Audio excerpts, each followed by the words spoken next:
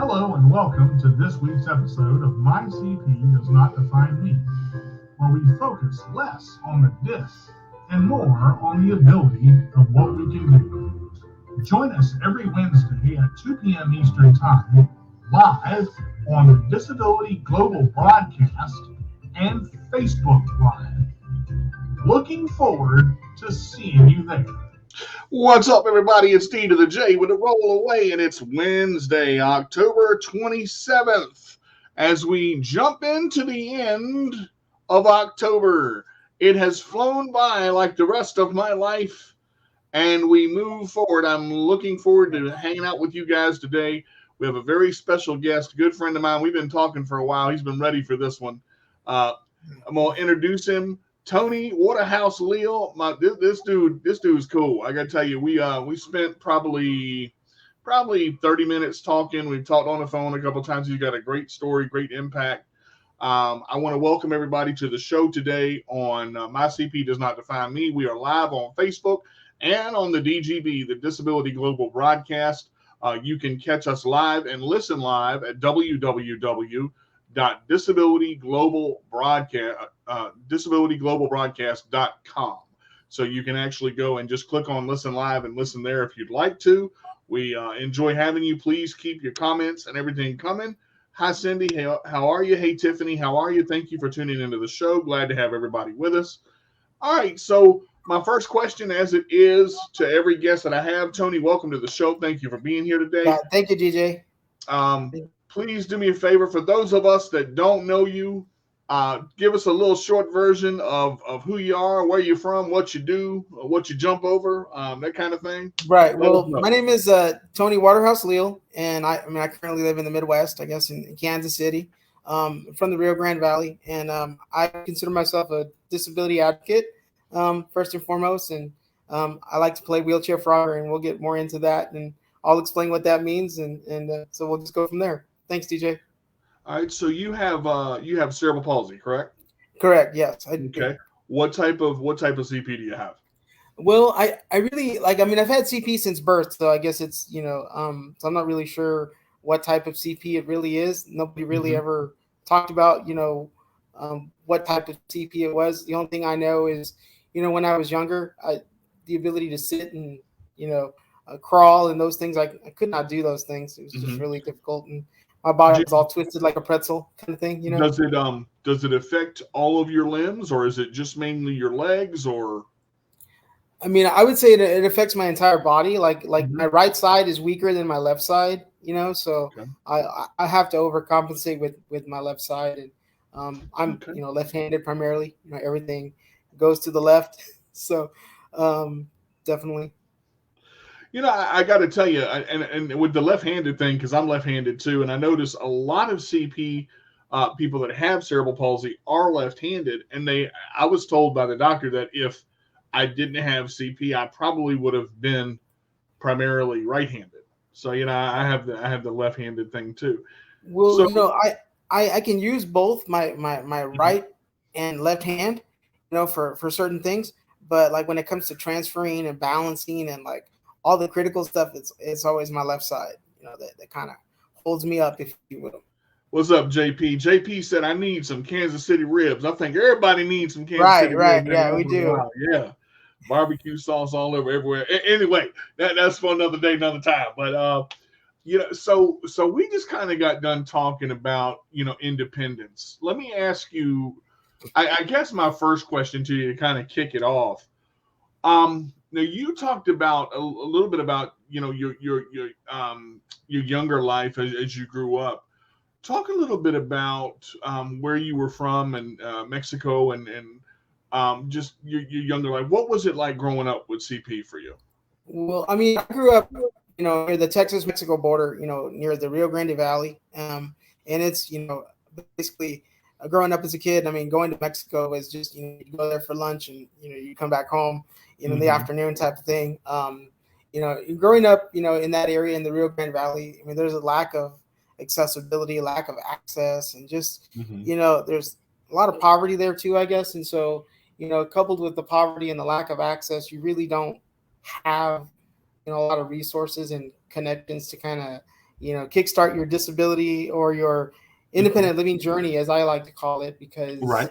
you don't have access to those resources. And so, I guess early on I had to kind of look for things that were going to allow me to access to that. And honestly, I got to be honest with you, the way that I started my independent living journey was not because of what I was doing. It was because my friends actually reached out and said, "Hey, Tony, you need to do this. We need to get you out of the house, buddy. We need Okay. to, load you into the back of the van and, let's go to Walmart or let's go to Pizza Hut or, let's just go out to the park." And my friend at the time, I'd met him at a student council meeting when we were in junior high, and he got me connected with the Fire Explorers program there in Edinburgh. And that's where I kind of started my journey of figuring out, what I wanted to do and what I wanted to become in life. And I wanted to become a fireman, as I told you before, and Right. that type of thing. And so I started, volunteering at the fire department and kind of I became a fire explorer. And what that is basically, you learn all about becoming a fireman and, the do's and don'ts of, how to fight a fire. And, then I started running, the back office and doing some of the paperwork and things just kind of went from there for me. When you started your journey, you talked about doing some of the things with the for the firefighters and paperwork and learning the do's and don'ts. What was your support system like? What was family like for you? I mean, like with I because mean, you family talked life, about. I'll have to say was difficult because, you know, as parents, we don't get a rule book or a handbook on how you Sure. handle disability. Hmm. And so my parents, they didn't really know much about CP and they didn't know really how to handle it. So they just kind of ignored it and swept it under the rug for a while, for as long as they could, and a lot of times it was a matter of, well, we're just not going to talk about it and we're not going to, acknowledge it. And so then, I was kind of like, a little porcelain doll that you put in the closet and you play with it every once in a while and you put it back, you know, Yeah, um, because very delicate, right? Yeah. Mm. it was very delicate. Like if something happened, I'd fall, I'd break, or I'd end up in the hospital. Eventually, I started to kind of figure out that if I was going to be independent, that I was the one that needed to go out and explore and maybe fall a few times and make a few mistakes and Mhm. figure it out as I went along. And my parents, they just were not really engaged in the process at first. They kind of fought me on a lot of things. Mhm. Well, especially in my early days, trying to transition into a career. My mom would say things, like, well, that's for people that are able to walk and able to go do things. And my grandfather used to tell my brothers that they were going to have to take care of me because I had cerebral palsy and I was in a wheelchair and I wasn't going to be able to take care of myself. And And look at you now, and look at right, where you are sitting right now. That's the thing. And look, we talked about it. You said it yourself. When we're born, we don't come with a manual. No child comes with a manual. Parenting doesn't go, okay, step one, we cut the right, cord. Oh crap! Now what do we do? You're going at it, especially when you're a first time parent. It's the oh my god, what do I do? What do I do? Oh god, don't drop it, don't break it, don't hold it. You know, it's the whole. There's a moment of frantic, and then when your child has a disability and he's quote unquote different, and you've got to find that rhythm. Some parents, man, they crawl in the hole and they're like, I'm not doing that. I'm not bringing him out. I'm putting him mhm, in the corner and that's it.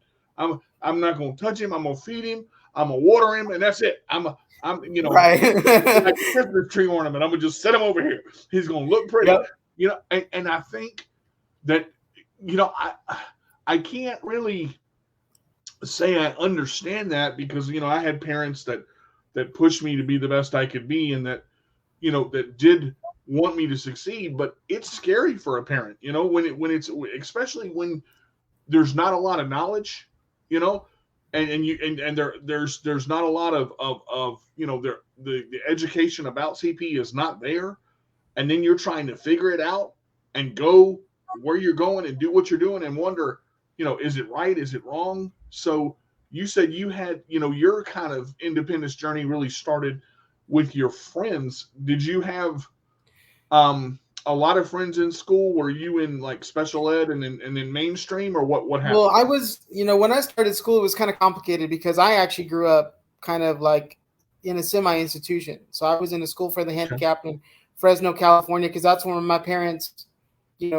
were working, and my parents were working out, in the fields, picking grapes and various things, so they'd get up really early in the morning, and I was in a school for the handicapped, and a lot of times, I'd come home maybe on the weekends. I'd stay there. It was like a rehab center, physical therapy. They did, like classes, and so then eventually, my parents moved to Texas because cost of living in California was just too much for them to handle. So, even at one point they were homeless and we were living out of a van. Wow.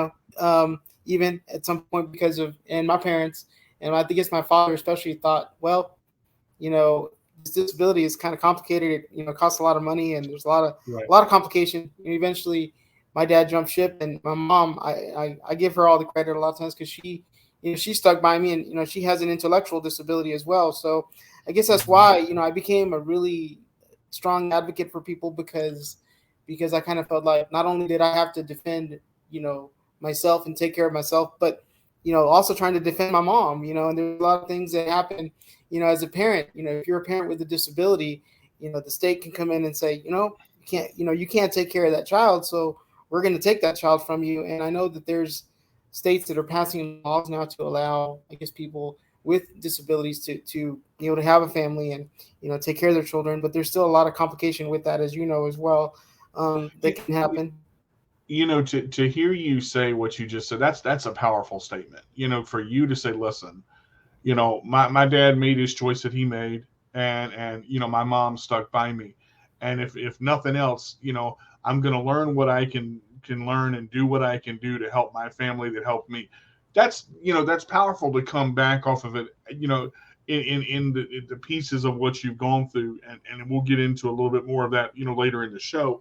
But it's powerful to me to hear you say that and talk about what it meant for you that your mom did stick by you, and you made it. You went through school and you went through the crap that you had to go through with that, and it wasn't easy. I mean, because and the journey itself, I don't think is ever easy. There are easier days, but I mean, Right. it's it's the journey itself. What an awesome statement that is. So, going through school, when would you say you kind of started figuring out what that you needed to take it upon yourself to kind of get your journey kick-started?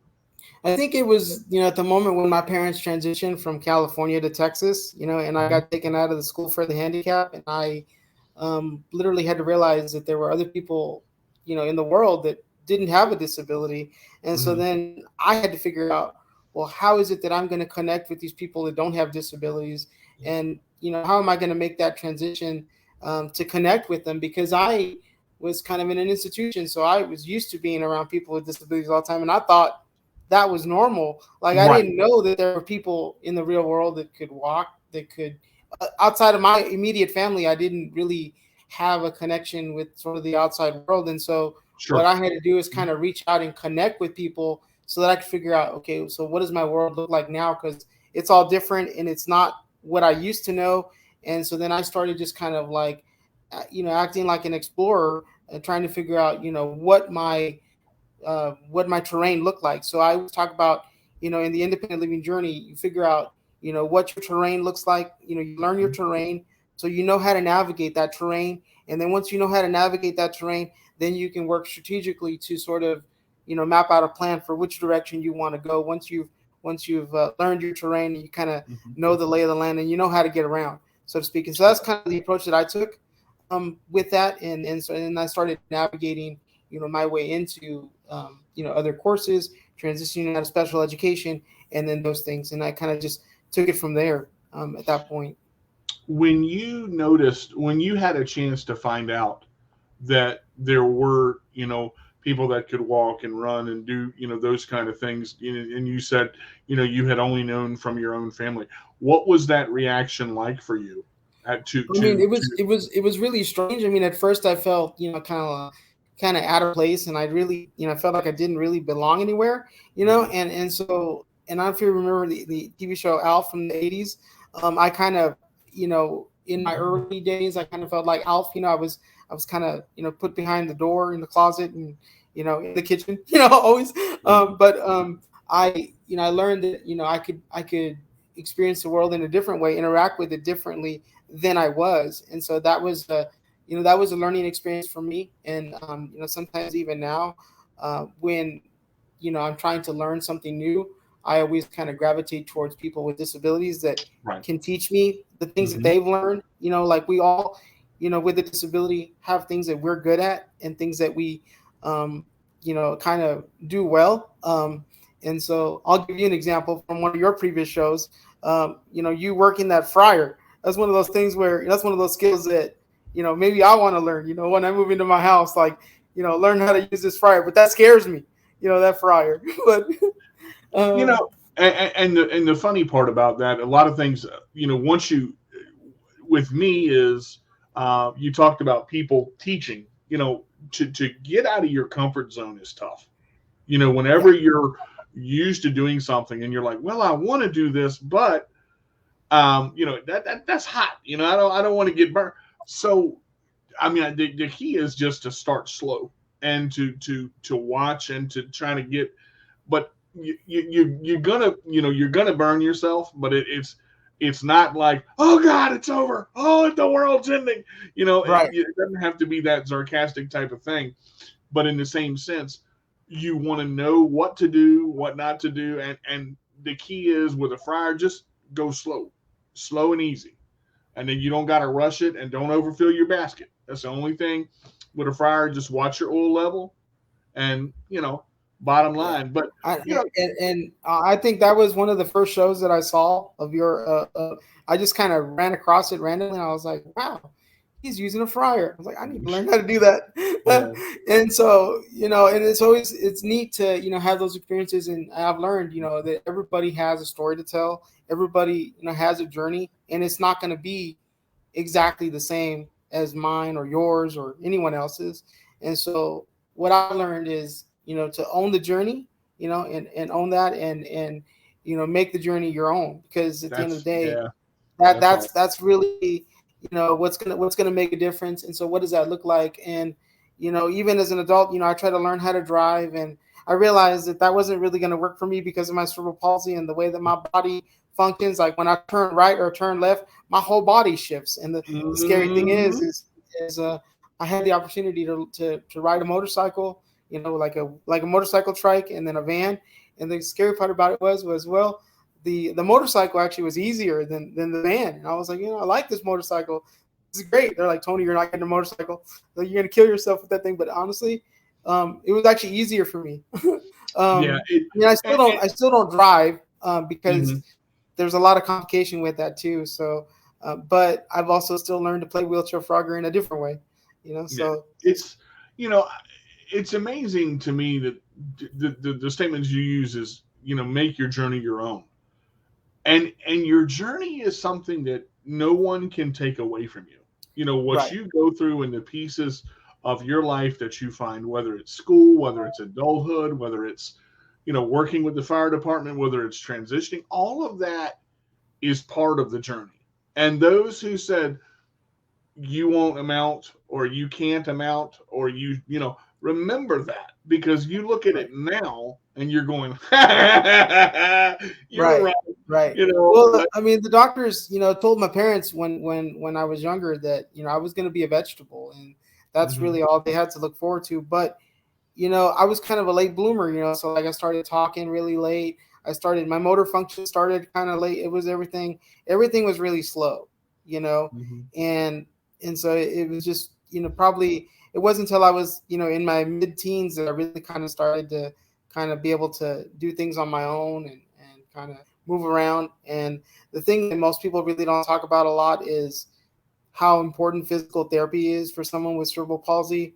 And you got to keep moving, otherwise, like for me, if I don't do my physical therapy, I call it physical therapy, but I also participate in wheelchair CrossFit here in Kansas City. Mhm. And so that helps me to keep myself mobile. And what I tell people all the time is my goal is not to look like Arnold Schwarzenegger. My goal is just to stay out of a nursing home, and that's what it looks like for me right now. And in that journey, I mean, I have lost some weight, and I've been able to do some things I didn't think I was going to be able to do. But I've also learned that and when I was younger, I didn't really like going to physical therapy. My aunt used to have to force me to walk, and get in my little walker. I had a K posture walker, the ones you pull behind you.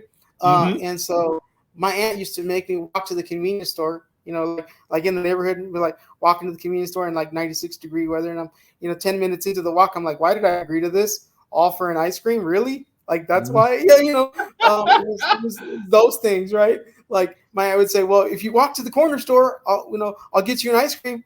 And I'm like halfway through the walk, I'm like, I should have asked for 2 ice creams. I should have agreed to that. Right.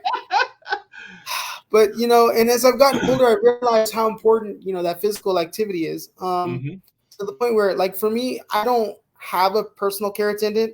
I don't want one, because I feel like if I do, then I'm gonna allow myself to get lazier, and that's how I push myself. Like for me, until I get to the point where I really can't do it, I'm not going to ask you for help. And sometimes my friends will be like, well, why don't you ask for help? Because it'd be a lot easier if you did. And I sometimes I don't. Sometimes I'll fall flat on my ass, literally. Apologize for the language, but it's just one of those things, trial and error for me, that has made it, my own journey, I guess, in a way. Remember when I said when we get into the show, you'll kind of get a feel for it. See, this is exactly what I'm talking about. Going into the fact that you just mentioned, I don't want a personal care attendant because I feel that it's going to make me lazy.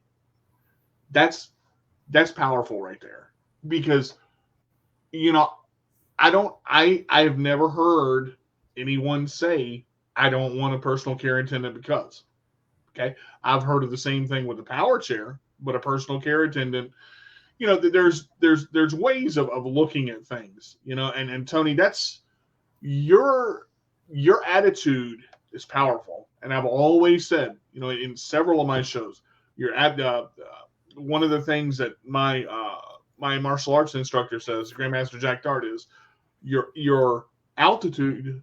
Your attitude will reflect your attitude. Right. And it's amazing to me to hear, I want to do this myself. I do my physical therapy because if I don't, I don't move. And when we're younger, physical therapists, man, I don't want to go. I hate this. Why do I have to do this? Right. But you now realize where you are in your journey. Well, I had to get a kick in the rubber parts or my pants, basically about a year and a half ago, because I had literally quit, because I was like, okay, I've already lived independently. I've already, gone to college. I've already done that. And I've already had the career. I worked for Dell, and I worked for Dun & Bradstreet, and I got a chance to work with, Ernst & Young and Charles Schwab. And, in my career, I had a chance to work with all these companies. So, I was at a point where I had to go back on disability because physically I just wasn't doing real well. And cerebral palsy is very complicated.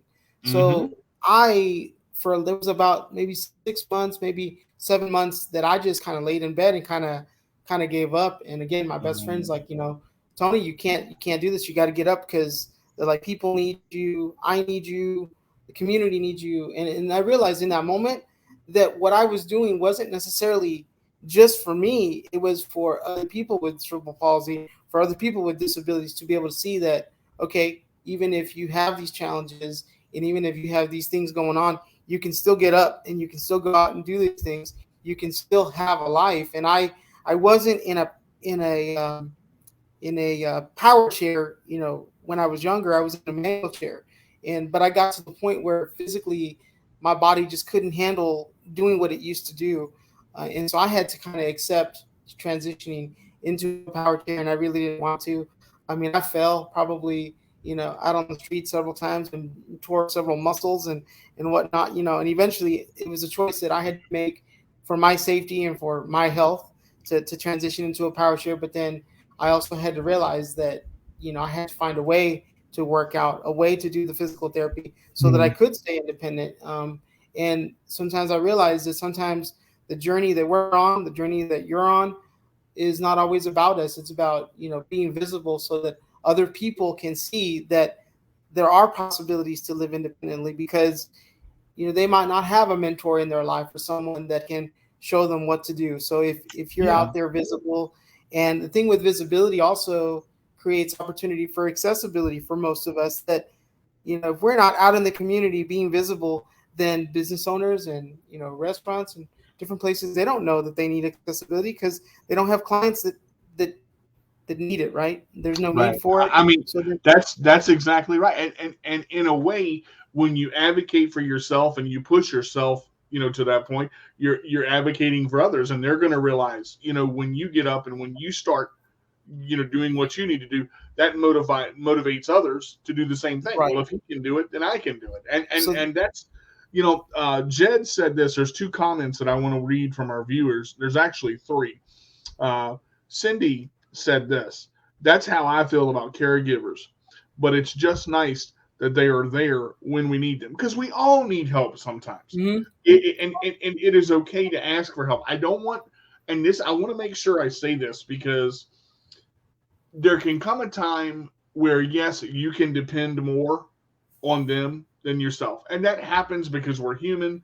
And if we let it happen that way, it happens. But they are there for help. And sometimes you do need help. But Jed, he also said this, and I love this: it's all how independent you want to be in your life with CP.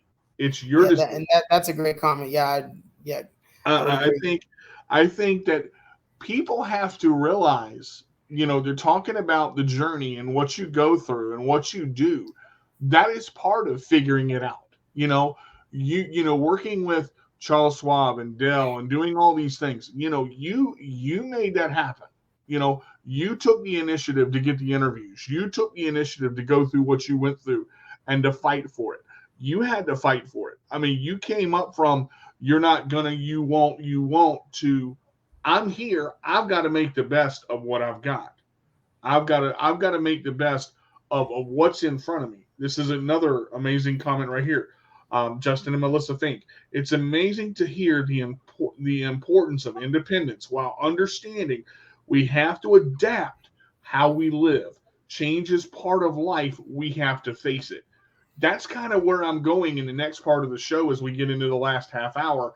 And again, time flies when we start going into certain situations. Right. We have to, again, Grandmaster Jack Dart, you have to adapt in life and make it work for you, whether it's a martial arts journey, being a black belt, whether it's losing weight, whether it's learning the technique. You have to adapt in martial arts and make it work for you, but you have to adapt in life.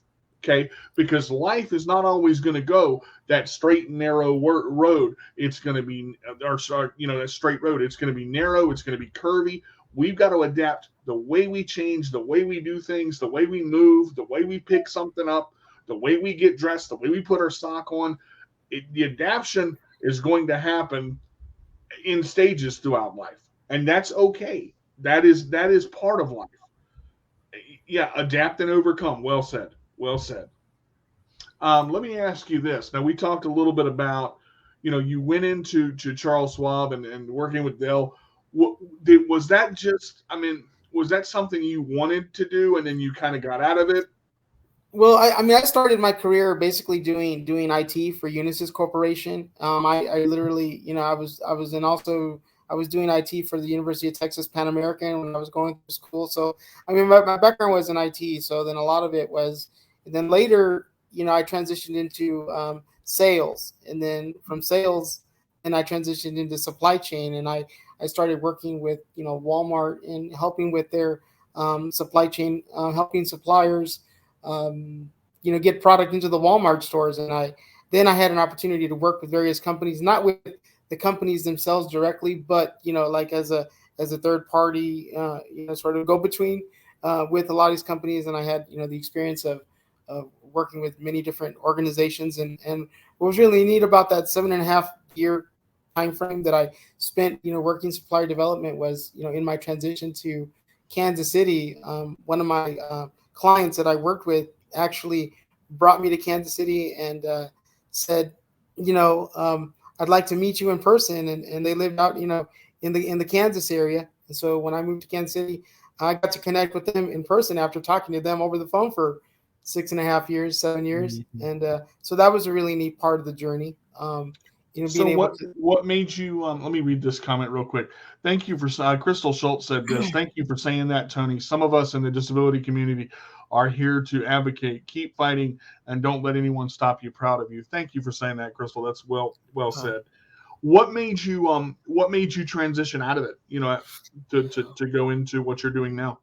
Well, I mean, I lived in Austin, Texas. So I went from the Rio Grande Valley to Austin, Texas, and I was living and working in Austin, Texas. And like everybody else, we have challenges with the cost of living and with accessibility. And, I was in a 1-bedroom apartment, paying $1,700 a month plus bills, and, trying to work 2 jobs, and like I said, I don't drive, right? So I use paratransit. And when you use paratransit, sometimes you gotta wait. It's a waiting game, and it's okay, because the thing is, if you plan strategically, you can get anything done you want to get done. And I feel like having a disability, having cerebral palsy, it's all about strategic planning. When you plan for the things that you need to do, and you need to do them, you just got to plan ahead and be strategic about how you do it. Like, let's say, for instance, you want to do several things. So have them drop you off at a shopping center, and then you do some shopping. You go to the movies, and you do several things in one spot.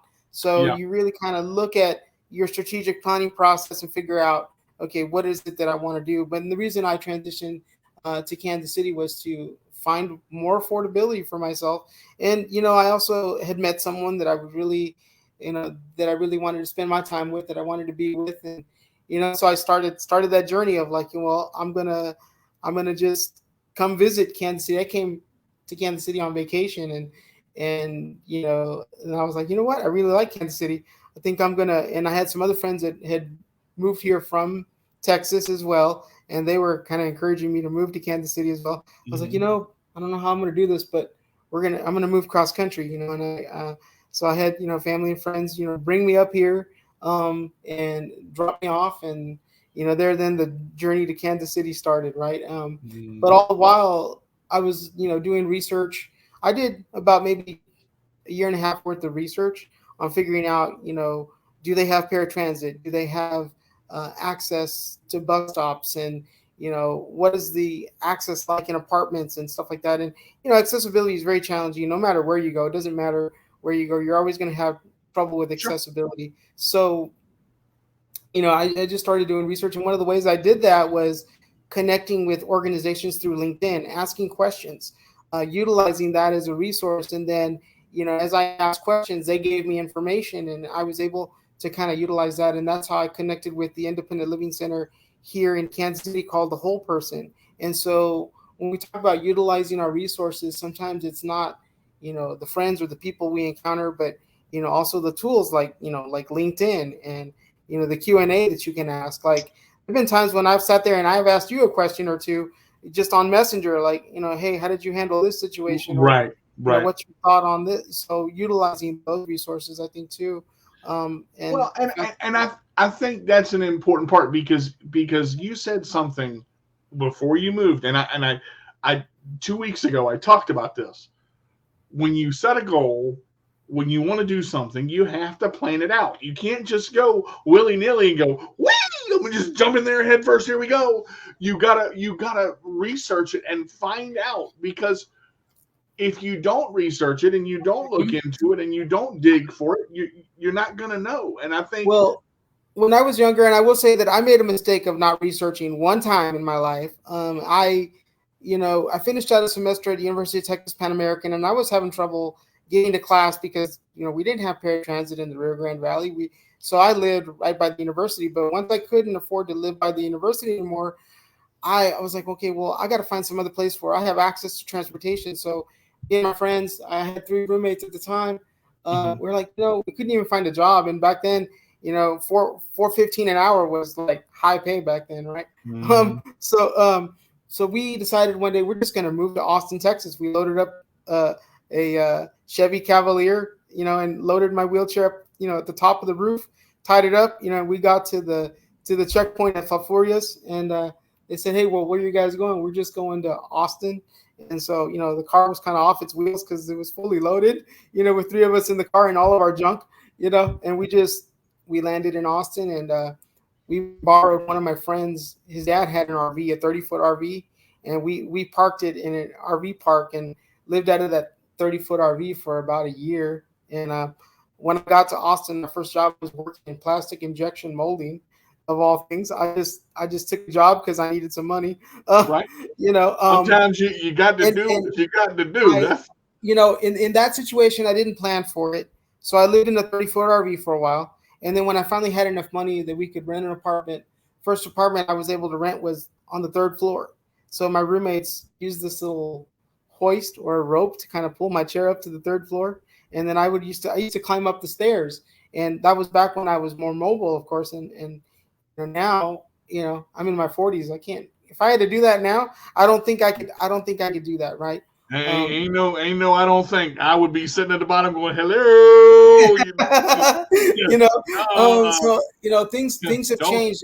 And one of the things I've learned over the last few years is that every 10 years, I kind of go through a new independent living journey, reformulating, what it is that I need to do so that I have the ability to do the things I need to do. So every 10 years, it's kind of been like a new journey for me. It's a new process. And as my body changes, I have to change with it, like you said earlier. Yeah. And so that's certainly true. And that's certainly something that I've had to do.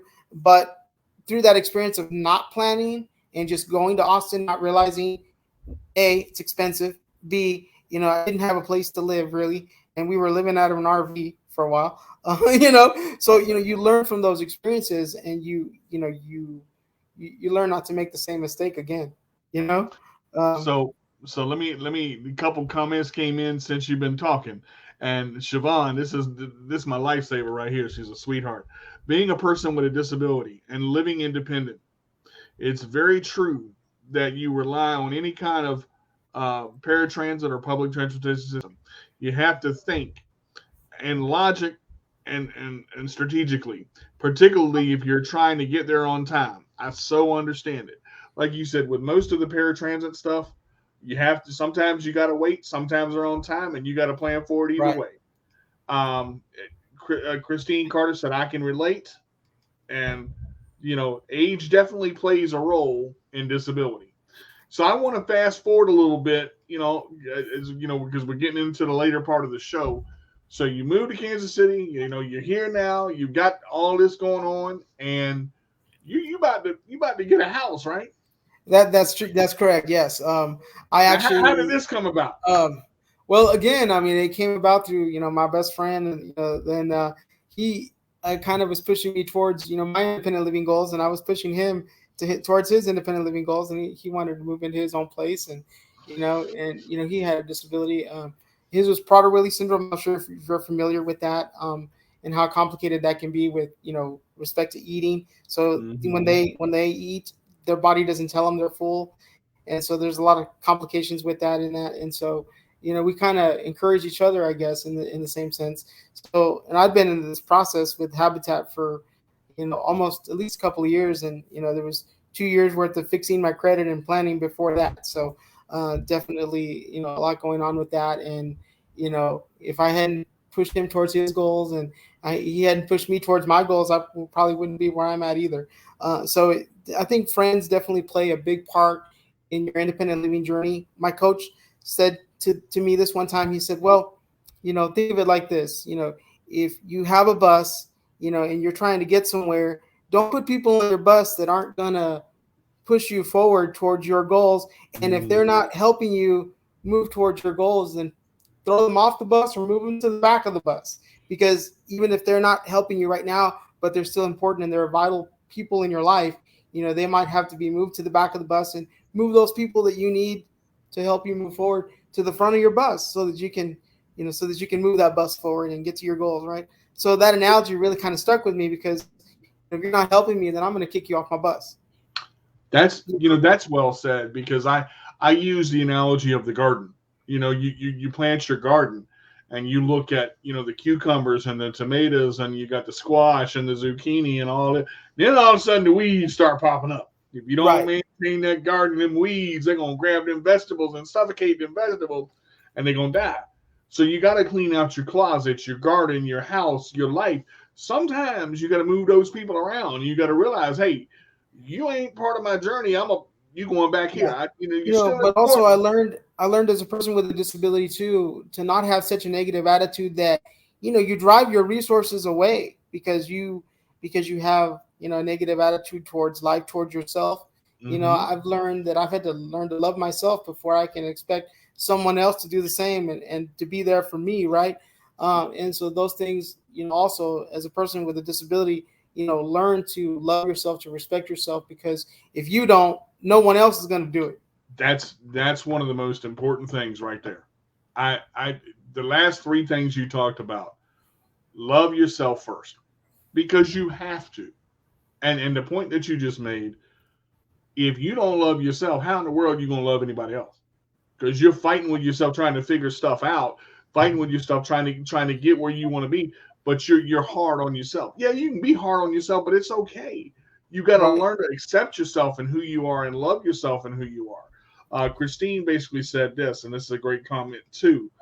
She said, I'm 41 now, and all the stuff I used to do a couple years back wasn't so easy. For now, things I do the same way. It's a little harder now. I do agree with you too.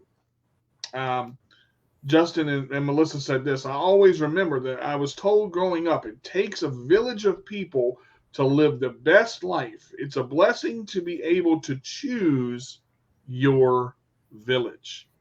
That is very true. That's very true. Thank you for saying that. I really appreciate that. And this right here, in this part, these are the nuggets of knowledge that people need. Okay. This is when I was talking about your story is going to relate and somebody's going to latch onto it and go. And once that happens, this is where it connects. That connection, talking about, the last three things you just said, coming into learning to love yourself first, learning that you're going to have people in your life that are going to help you, and you're going to have people in your life that, not so much. So at that time, you move them to the back of the bus. You can accomplish anything you want to accomplish. But at the end of the day, that first step starts with you, not with anybody else.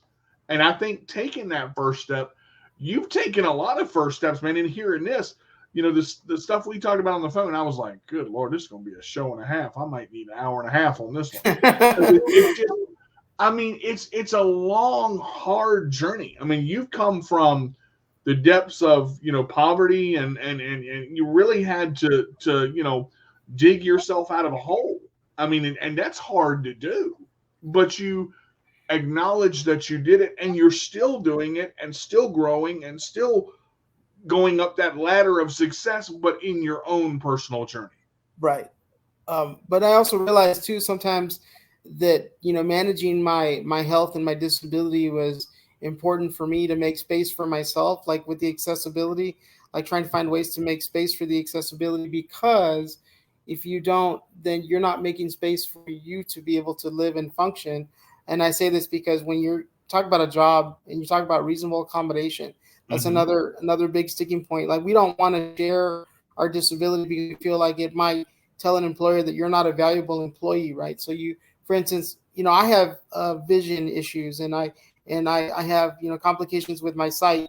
And at one point in my career, I almost lost my job because my performance was dwindling and I didn't know that there was technology like Zoom text that could help me, visualize what it was that I was seeing and that I needed help, with that. So, and one of the things that I've learned, helping other people is that it's important to acknowledge and share your disability, because if you need to have reasonable accommodation for a job, they need to know what's going on so that they can accommodate you appropriately, for instance. Yes. But if you hold back that information, then you're not allowing for instance, an employer to make a reasonable accommodation, or the opportunity to make it is not there because you haven't said anything.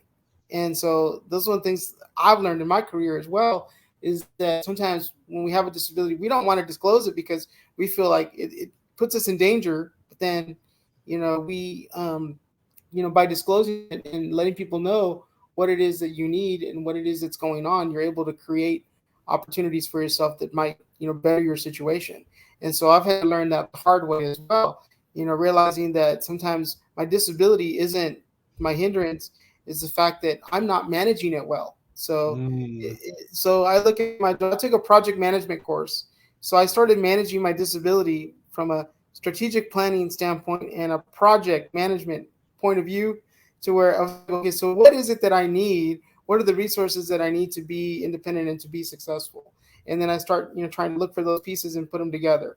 And so, and I've kind of stuck with that model, because it really, when you plan for it and you prepare for it, it really puts you in a position to where you can be independent, you can be successful, but it's a process. And so I really look at my life more as a strategic plan, as opposed to, well, this is the situation that I'm in, and oh, how horrible is this situation? But so then I ask myself every day, what does that strategic plan look like for today, for tomorrow, for next week, for next year?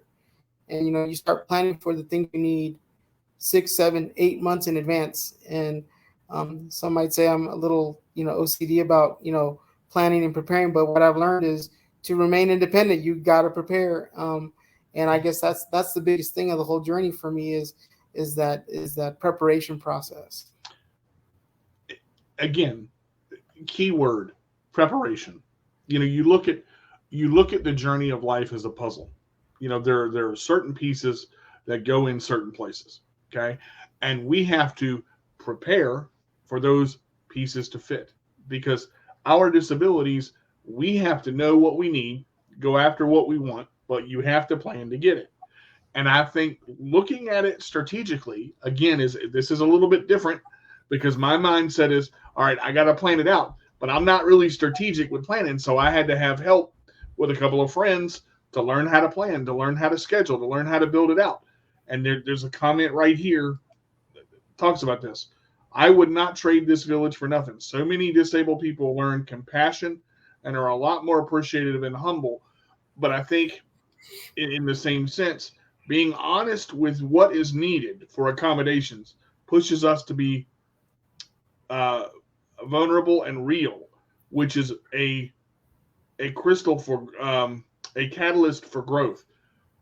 Being able to plan your own journey out strategically, whether it's 6 months, 8 months, 10 months, 12 months down the road, you are doing more for yourself, and you are growing in your own journey because you're taking charge.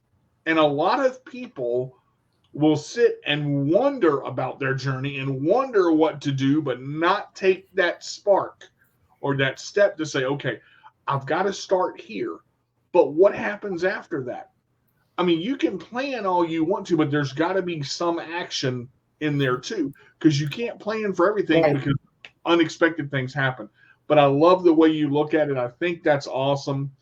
Man, this right here is powerful. I'm very glad that we were able to do this. We've got about 8 minutes left, 9 minutes left. I've got 2 questions for you, and this one's an important question. With your journey now, where are you planning to go from here? What are you planning to do from the house and everything? I'm looking forward, as you said, I'm working with Habitat right now to try to, move into my own home, and they've been helping me with, making sure that it's going to be wheelchair accessible. We partnered with the Independent Living Center here in Kansas City, so I'm really looking forward to being part of that process and becoming a homeowner for one, and finally, being able to realize that I'll be in my own accessible space. And it's been, a 40-year journey to kind of get to where, I have full accessibility. And that's something that, I had to be able to articulate, like what it was that I needed accessibility wise and what I needed, in order to function and those things. And so it kind of goes back to that, and being able to have them help me build that has been pretty amazing. And I learned how to use a nail gun, which is something that, I was pretty scared to do. I mean, I'm like, wow, those things have some power. But and through that process, I got to put some siding on the wall, and I'm like, well, this is adaptive construction right here. This is pretty awesome. Tony, these nails are kind of crooked. I don't know. And my brother, he's like, well, you're kind of more of a numbers guy, so you're better with the calculator than the nail gun. So he's like, I want to see that, right? Um, and I think that, like, I didn't know, like, for me becoming a homeowner, I feel like, well, I can't decide, which is better, learning to use the nail gun out of a wheelchair or becoming a homeowner. I thought, that for me, that was the big highlight, like being able to use that and get comfortable with that, which is kind of scary because if you're not careful, you push the button too long, you got so many nails coming out really fast. So, well, we're definitely going to have you back for a part 2. I think we'll schedule you out a little bit, and we'll get you back for a part 2. But I do want to ask you this. So, I said I had 2, but I have 3. okay.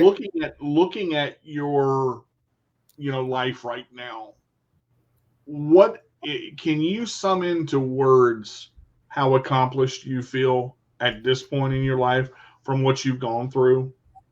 I mean, I feel pretty accomplished, but I feel like the journey is not over because I feel like, I really want to be able to pay it forward and be able to help other people with disabilities, achieve that dream and know what to do, how to do it, and how to plan for it. Because I don't want it to take another, 40 years for someone else to move into independent living or have their own place that's fully accessible. We don't need to wait that long because we don't know how much time we have.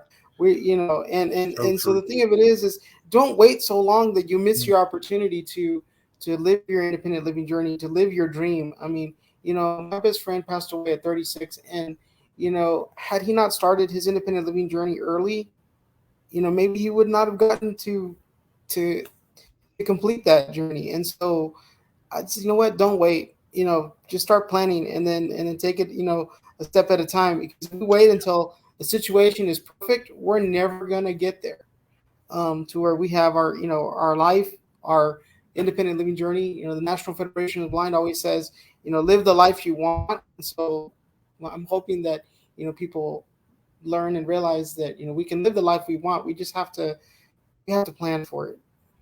But do you realize that you're a living example of that? I mean, what you've talked about today and what you've shown, not just for what I'm saying, but the action of planning it out and and you're going to make mistakes, Tony. That's the thing. Right. The thing is, when you make a mistake, do you learn from it?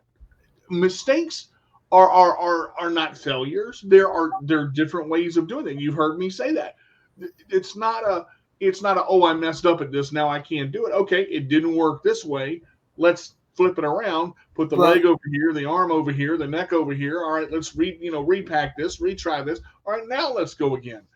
I mean, maybe I think spontaneous is good sometimes, but when you're moving, not so much. You want to look. Right. Yeah, that's true. That's true. I mean, spontaneously eat a donut with chocolate. Yeah. Okay. We'll go with that.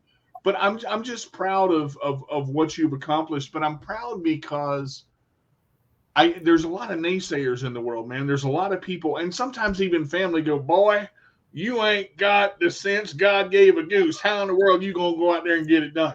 Well, I'm gonna use this as an example, and we all hate laundry, right? I hate laundry, and sometimes I put it off till I have no choice, right? But I was working with someone and worked with other people, and sometimes it's about showing your parents that you can do the simple things, to show them that you can be independent because you were able to take care of those simple things like taking care of the laundry, not letting it pile up to the point where you can't even roll around the house because it's all over the place. But I can't get to the kitchen. Right. And so, it's kind of, you also had to kind of take charge as a person with a disability and be like, well, I can do this. Show your parents you can do it, because at the end of the day, you have to drive that narrative. Like, don't let somebody else hold the pen of your story and write it for you, because that's what, a lot of times, we do that. We hand people the pen, they're writing our story for us, and we're sitting back going, I don't want that. Well, we need to take that eraser, erase it, and rewrite it, because at the end of the day, with the IEPs, for example, I used to be the guy that would go to the IEP meetings, when I was in school, and just go, okay. Then eventually I realized, wait, that's not what I want. I don't want to do that. And it hit me hard, and I made those mistakes too. because, so the thing that I try to tell people now is if you want something, speak up about it and say it.